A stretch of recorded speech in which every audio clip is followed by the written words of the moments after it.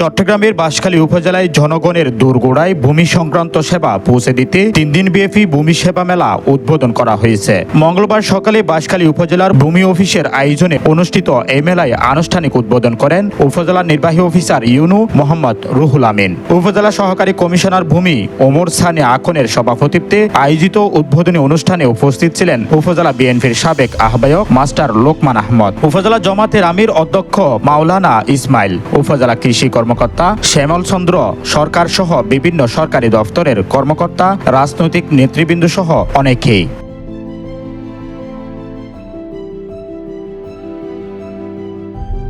অনুষ্ঠানে বক্তারা বলেন, প্রযুক্তি নির্ভর দুর্নীতিমুক্ত ভূমি ব্যবস্থাপনা গড়ে তুলতে সরকার বিভিন্ন কার্যক্রম বাস্তবায়ন করছে। সাধারণ মানুষ যাতে হয়রানি ছাড়াই দ্রুত ও সহজে ভূমি সংক্রান্ত সেবা পেতে পারেন সেই লক্ষ্যেই এই ধরনের ভূমি সেবা মেলার আয়োজন করা হয়েছে। মেলায় নামজারি, খতিয়ান উত্তোলন, ভূমি উন্নয়ন কর পরিশোধ, অনলাইন ভূমি সেবা গ্রহণ, জমির তথ্য যাচাই ও ভূমি বিষয়ক বিভিন্ন পরামর্শ প্রদান করা হচ্ছে। এতে সাধারণ মানুষের ভোগান্তি কমবে এবং ভূমি সেবায় স্বচ্ছতা, জবাবদিহি আরো বৃদ্ধি পাবে বলে আশা প্রকাশ করেন বক্তারা।